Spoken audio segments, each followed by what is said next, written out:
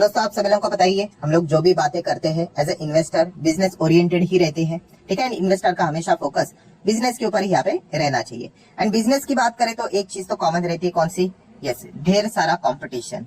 And कोई ना कोई नया नया प्लेयर आते रहते हैं बिजनेस में, आप सभी लोगों को पता ही है। एंड सबसे इंपॉर्टेंट चीज क्या रहती है कि चलो नया प्लेयर अगर आ ही जाता है, कोई दिक्कत की यहाँ पे बात नहीं है, बट सबसे बड़ी दिक्कत की बात अगर बन ही जाती है नए प्लेयर के आने से, तो कब बनती है? हाँ, अगर बहुत बड़ा अगर कॉम्पिटिटर अगर आ जाता है तो हर कोई बिजनेस करने वाले को काफी ज्यादा तकलीफ हो जाती है। मतलब अगर बेस्ट एग्जांपल अगर मैं आपको इसी पॉइंट से रिलेटेड अगर आपको बता दूं, तो इसका एग्जांपल ले लेते हैं पेंट सेक्टर। पेंट सेक्टर में हम लोगों ने देखा था कि बिरला ग्रुप की जो कंपनी है, ठीक है, ग्रेसिम की अगर हम लोग बात करें तो उन्होंने यहाँ पे अनाउंस कर दिया कि हम लोग पेंट सेगमेंट में एंटर कर रहे हैं। बिरला ओपस नाम का पेंट हम लोग यहाँ पे बाजार में लॉन्च कर रहे हैं एंड लगभग 3 साल में 10,000 करोड़ के रेवेन्यू का टारगेट वो लेकर चल रहे हैं। जैसे उन्होंने ये अनाउंसमेंट कर दिया तो एंटायर पेंट सेक्टर में हम लोग को भूकंप देखने को मिल गया। बड़े बड़े companies, Asian paint, Berger paint, Nerolac की बात करें, एक्सोनेबल की बात करें, सब में हम लोग को काफी ज्यादा एक नर्वसनेस वाला पैटर्न देखने को यहाँ पे मिला था। अभी ऐसी बात नहीं है कि इसके पहले कोई पेंट में दूसरा कोई कॉम्पिटिटर नहीं आया था, बहुत सारे कंपनीज आए थे। हाँ, बट इस वक्त की बात करें तो ये नर्वसनेस क्यों है? एक बड़ा प्लेयर हम लोग को देखने को यहाँ पे मिला है। सो ये जो चीज है मैं आप लोगों को यहाँ पे क्यों बता रहा हूँ, क्योंकि कॉम्पिटिटर तो आते यहाँ पे रहते हैं, बट जब कोई बहुत बड़ा कॉम्पिटिटर, हाथी जितना बड़ा कॉम्पिटिटर जब आ जाता है तो हर कोई यहाँ पे हम लोग को थोड़ा बहुत नर्वस होते हुए देखने को यहाँ पे मिल जाता है, क्योंकि उनके पास सबसे इंपॉर्टेंट चीज क्या होती है? पैसा।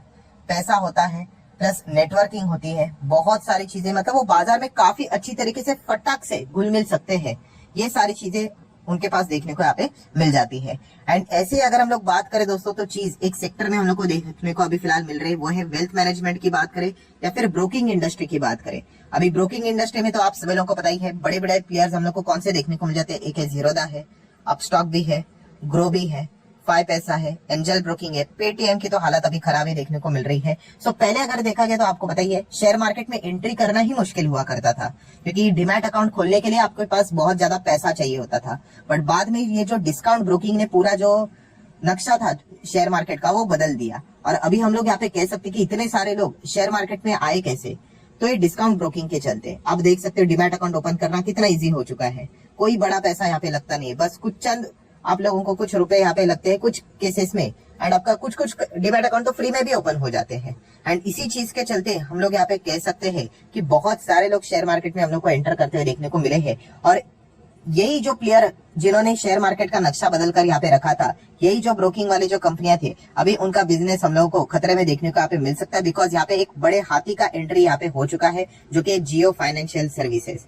यस, इसी से रिलेटेड एक अपडेट हम लोग को इसी हफ्ते देखने को यहाँ पे मिला था कि जेएफएस भी यहाँ पे क्या कर रहा है, ब्रोकिंग बिजनेस में, वेल्थ मैनेजमेंट के बिजनेस में एंट्री करने से रिलेटेड उन्होंने घोषणा यहाँ पे कर दी है। एंड सिर्फ अकेला नहीं, 50-50% का जॉइंट वेंचर हम लोग को देखने को मिल रहा है। तो 50 तो जियो फाइनेंशियल सर्विस हो गया, तो दूसरा 50 कौन है?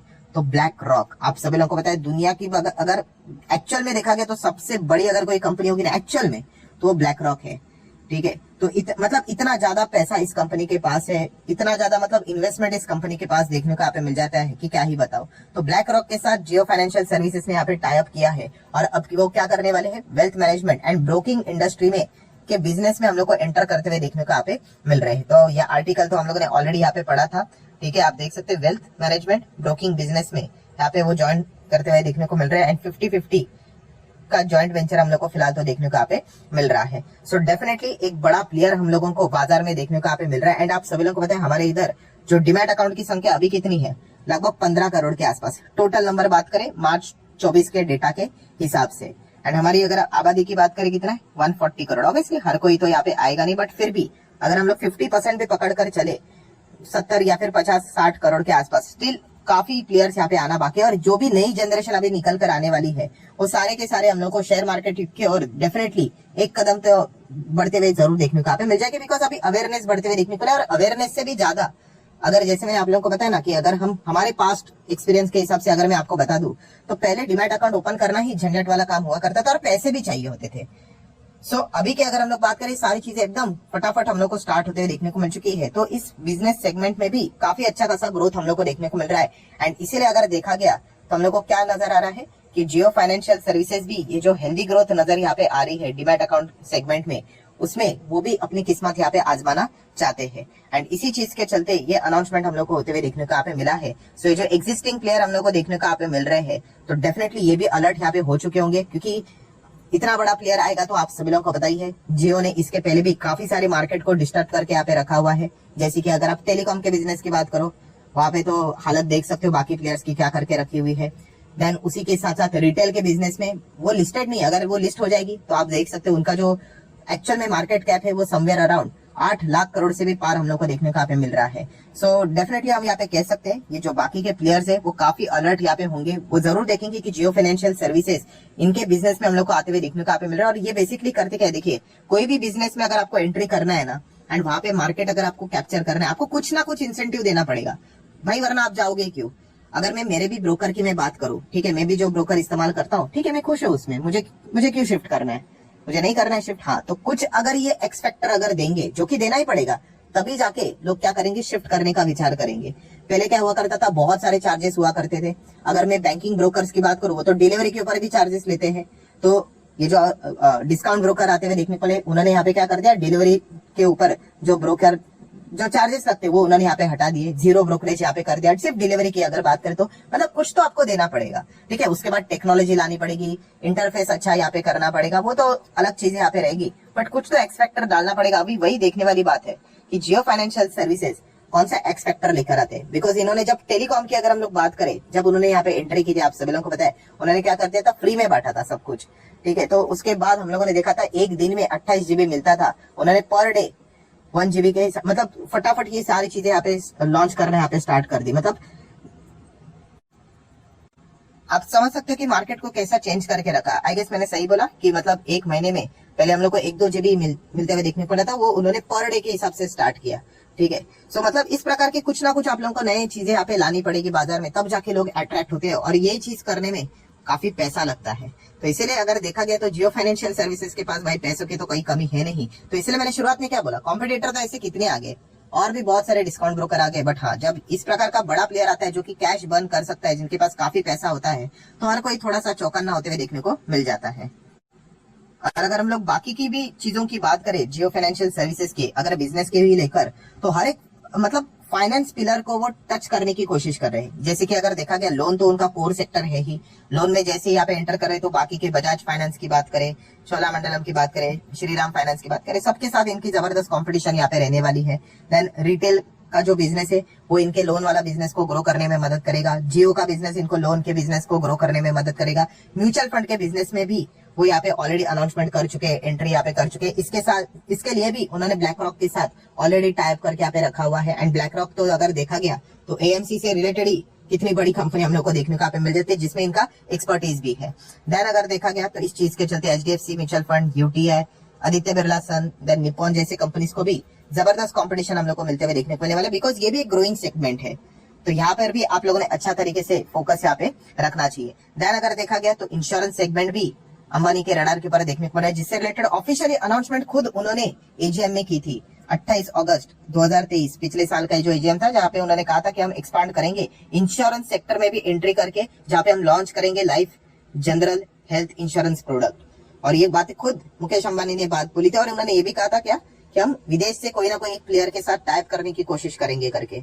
सो ओवरऑल अगर कॉन्टेक्स्ट की अगर हम लोग बात करें तो जियो फाइनेंशियल सर्विसेज क्या कर रहा है, हर जगह पे फाइनेंस पे हम लोग को जबरदस्त तरीके से यहाँ पे एंटर करते हुए देखने को मिलने वाला है। और पेटीएम ये एक सबसे बड़ा इनका कॉम्पिटिटर देखने को मिला था, उसकी तो हालत अभी आप फिलहाल देख सकते हो। तो इसका भी अच्छा खासा फायदा जियो फाइनेंस को होते हुए देखने को मिला। साउंड बॉक्स से रिलेटेड भी खबरें हम लोग को देखने को यहाँ पे मिली थी।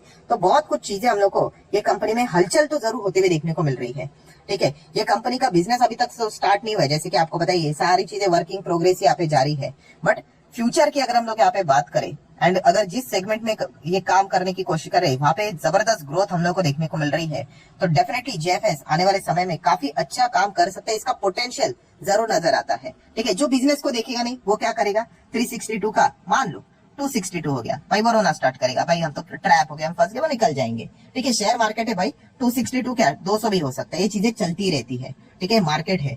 सो इस कंपनी में अगर कोई भी दाव लगाने का विचार कर रहा है भाई, तो उसका एक ही फोकस होना चाहिए कि आप कितना भरोसा करते हो इस कंपनी के ऊपर, इसके मैनेजमेंट के ऊपर, मुकेश अंबानी के ऊपर, क्योंकि इसी नाम के ऊपर ही सब कुछ दाव लगाया जा रहा है। अभी तक तो कुछ स्टार्ट ही नहीं हुआ है। अगर आप बाकी की चीजें चेक करोगे, मार्केट कैप आपको कितना 2.25 लाख करोड़ के आसपास देखने को मिल रहा है। बाकी पी देखिए 9,000 का पी, ऑब्वियसली इतना तो रहेगा ही ना, क्योंकि रेवेन्यू मिसिंग है। रेवेन्यू नहीं रहेगा तो प्रॉफिट तक और अर्निंग तक तो बोलने की जरूरत है ही नहीं। Return on equity capital employed भाई कहां से लिखेंगे, कुछ है ही नहीं।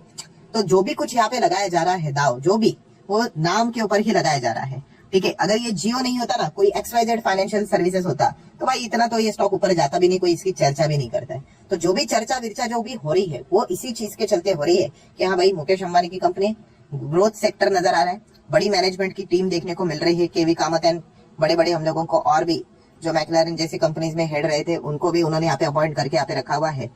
ICICI बैंक में भी उन्होंने यहाँ पे काम करके रखा हुआ था, सेठिया जैसी की अगर मैं बात करूँ तो इस चीज के चलते ये डेफिनेटली भविष्य में कुछ बड़ा काम यहाँ पे कर सकते हैं। इसके ऊपर लोग दाव लगा रहे हैं, तो उस हिसाब से आप लोगों ने विचार करना है। और कोई भी बिजनेस ऐसे रातों रात बड़ा नहीं बनता है, उसके लिए टाइम लगता है। इन चीजों को समझो, ठीक है। आज जियो भी आप जो देख रहे हो, टेलीकॉम वाली कंपनी, इतना बड़ा बनने के लिए भी काफी समय लगा। इनिशियल स्टेज पे उनको भी बहुत कुछ बैकफुट पे पहले रहना पड़ा, बहुत जबरदस्त मार्केटिंग करनी पड़ी और उसके बाद वो बाजार में एंटर कर लिए।